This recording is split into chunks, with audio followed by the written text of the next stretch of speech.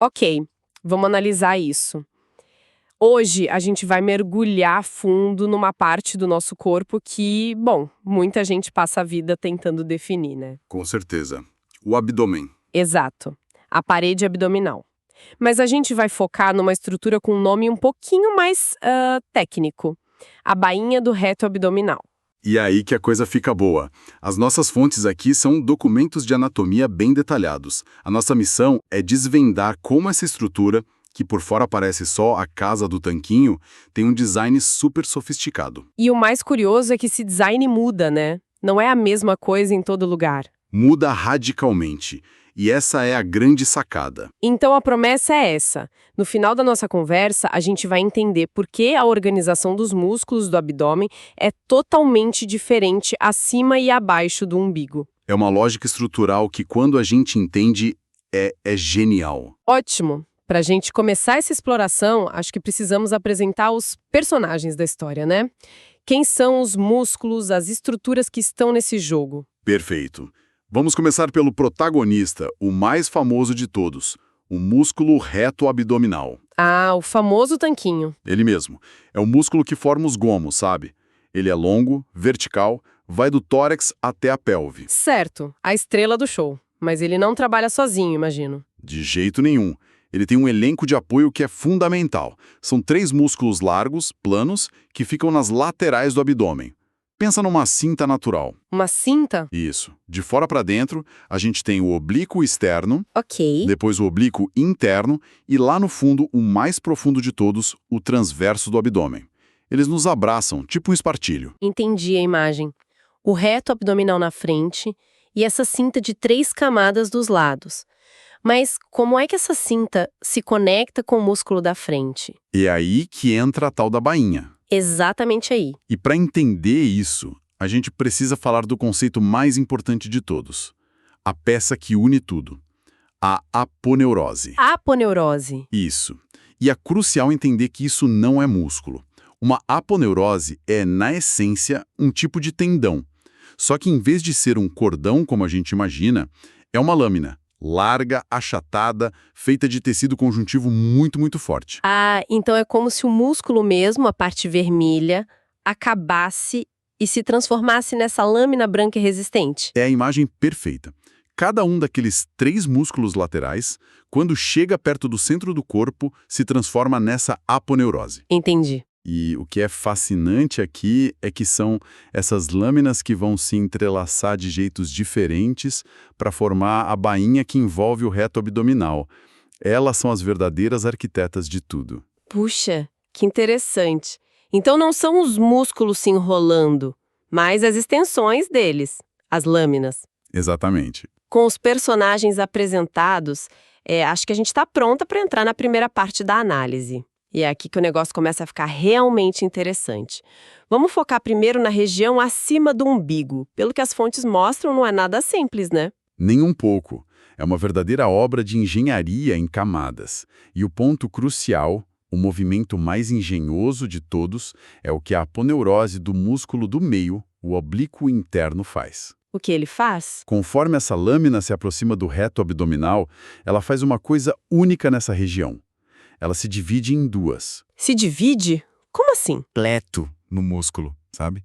E essa divisão é o que cria a estrutura de sanduíche que os documentos descrevem. Um sanduíche, ok. Vamos montar esse sanduíche, então, camada por camada para a gente conseguir visualizar. Qual seria a primeira fatia de pão? A primeira fatia, que é a camada anterior da bainha, é formada por 2 lâminas que se juntam. Primeiro a aponeurose inteira do músculo mais de fora, o oblíquo externo, Certo. e logo embaixo dela, aquela lâmina anterior do oblíquo interno, a que se dividiu. As 2 se fundem e formam uma parede frontal bem forte. Tá, então o oblíquo externo inteiro e metade do oblíquo interno formam a frente. O recheio do sanduíche é o próprio músculo reto, né? Perfeito. Ele fica ali no meio, protegido, e por trás dele a gente tem a segunda fatia do pão, a camada posterior da bainha. Que segue a mesma lógica, imagina. A mesmíssima lógica. Ela é formada pela outra metade da aponeurose do oblíquo interno, a lâmina posterior, Aham. que se junta com a aponeurose inteira do músculo mais profundo de todos, o transverso do abdômen. Deixa eu ver se a minha imagem mental tá correta. O músculo do meio, o oblíquo interno, é o grande maestro. Ele se divide para abraçar o reto. Isso. O músculo de fora, o oblíquo externo, joga a sua lâmina toda para frente. E o de dentro, o transverso, joga a sua toda para trás. É isso? É exatamente essa arquitetura. O documento usa uma descrição ótima. É como se a gente tivesse uma lâmina e meia na frente e uma lâmina e meia atrás do músculo. Uma lâmina e meia. Genial! E essa construção é extremamente robusta. As fibras dessas aponeuroses correm em direções diferentes, cruzadas, criando um material com uma resistência incrível. Faz todo sentido. É uma estrutura projetada para dar o máximo de estabilidade, né? Exato. E só para completar o quadro, lá no fundo, atrás de tudo isso, ainda temos duas últimas camadas, bem mais fininhas. Uma membrana chamada fáscia transversal e, por último, o peritônio. Que é o que reveste a cavidade abdominal por dentro. Exatamente. Mas a grande muralha, a estrutura de força mesmo, é o sanduíche de aponeuroses. Nossa, isso é muito mais complexo do que eu imaginava. Lâmina anterior, lâmina posterior, essa divisão toda do oblíquo interno. É bastante detalhe. Eu tô tentando montar um modelo 3D disso na minha cabeça e, olha, não é fácil.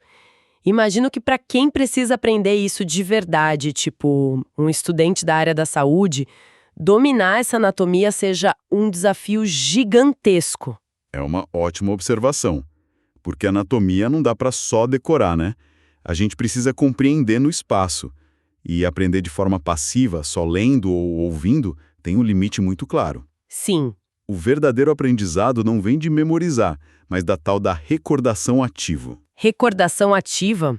O que seria isso? É o processo de forçar o seu cérebro a buscar informação, a reconstruir o conhecimento, em vez de só receber de novo. É por isso que dizem que o melhor jeito de aprender é tentar desenhar a estrutura de memória ou explicar em voz alta. Ah, entendi. Você tem que tirar a informação de dentro de você, não só colocar para dentro. Perfeito. É se testar, é resgatar a informação, é essa prática que solidifica o conhecimento. Entendi. O segredo é ter ferramentas que te obriguem a fazer esse trabalho em vez de só reler o material 1000 vezes. Exatamente. Faz todo sentido. E falando em ferramentas que fazem exatamente isso, é um bom momento para mencionar que, para quem está nessa jornada de estudos, a solução pode estar ao alcance das mãos. Se você é estudante e quer se preparar de verdade, entre agora em medicobe.com.br, baixa o app e aproveita o maior banco de questões do Brasil, com provas anteriores de todas as instituições, questões comentadas, resumos práticos, aulas completas e flashcards prontos para revisar onde quiser. Uhum. É o tipo de ferramenta que promove exatamente essa recordação ativa que a gente estava discutindo. Ok, superada a complexidade desse sanduíche aí da parte de cima, vamos descer um pouco. E, curiosamente, abaixo do umbigo, a arquitetura ela muda completamente, não é uma variaçãozinha, né? Não. É a melhor forma de descrever, não é uma variação, é uma mudança de paradigma mesmo. Aquele comportamento todo do oblíquo interno de se dividir para abraçar o reto Sim, simplesmente para de acontecer abaixo de um certo ponto. Para de se dividir. E aí, O que acontece? a nova configuração é muito mais direta, mais simples, de certa forma. As aponeuroses de todos os 3 músculos laterais, Todos os 3. sim, oblíquo externo, oblíquo interno e transverso, todas elas passam agora inteiramente pela frente do músculo reto abdominal. Espera um pouco. Não tem mais divisão, não tem mais sanduíche. As 3 lâminas se juntam e formam uma única e grossa camada na frente. Caramba! Se todo o reforço foi para frente, o que sobrou atrás do músculo para proteger os órgãos? A parte de trás ficou desprotegida. Essa é a consequência direta. E é uma pergunta crucial. Estruturalmente falando, a parede posterior da bainha nessa região fica muito mais fina. Atrás do músculo reto, a gente não tem mais aquelas uma lâmina e meia fortes. Você tem o quê, então? Só aquelas 2 camadas mais delicadas que a gente já mencionou, a fáscia transversal e o peritônio. Então, todo o reforço de tecido forte está concentrado na frente. Isso parece, assim, à primeira vista, um ponto mais fraco no projeto. Por que uma mudança tão drástica? Menos robusto é um jeito de ver. Outro seria com prioridades diferentes.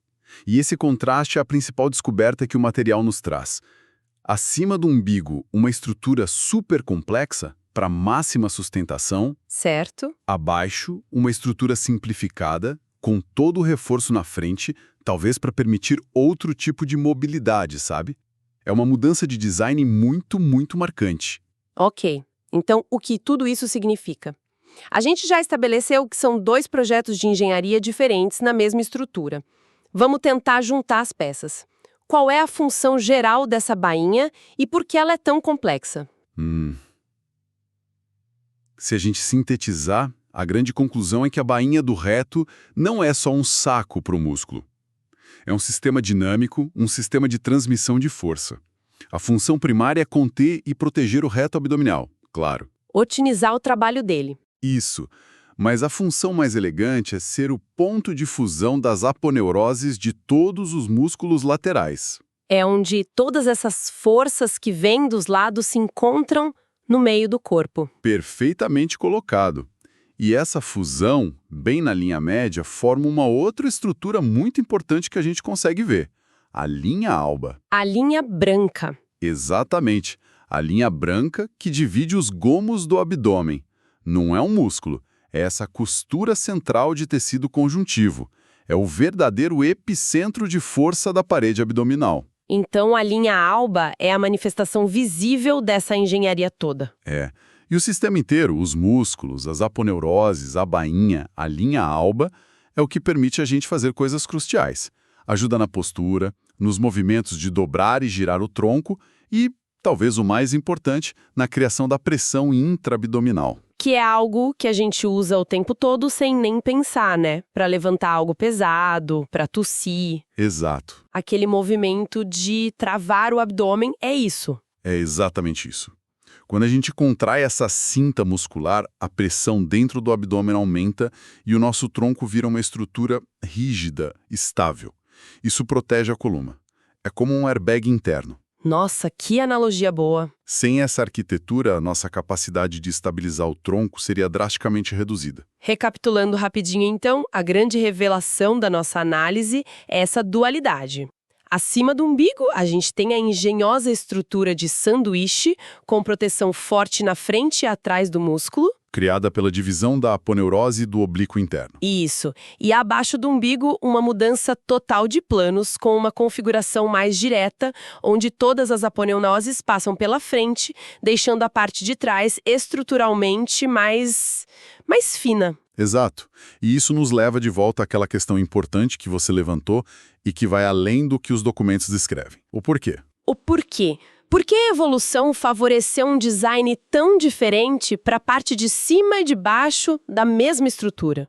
O material nos diz o que acontece, mas não detalha o porquê. E essa é a pergunta que fica no ar, para a gente pensar. Sim. E refletir sobre isso é um exercício fascinante. Talvez as forças na parte de cima, que está ancorada no tórax, sejam diferentes das da parte de baixo, que interage com a pelve, que acomoda órgãos que mudam de volume. Como a bexiga, por exemplo. Exato. Talvez a parte de baixo precise de mais flexibilidade na frente, enquanto a de cima precise de mais rigidez geral. O porquê dessa otimização não está na fonte, mas pensar sobre as diferentes demandas de cada região, bom, isso pode nos dar pistas bem interessantes. Um excelente ponto para se continuar pensando.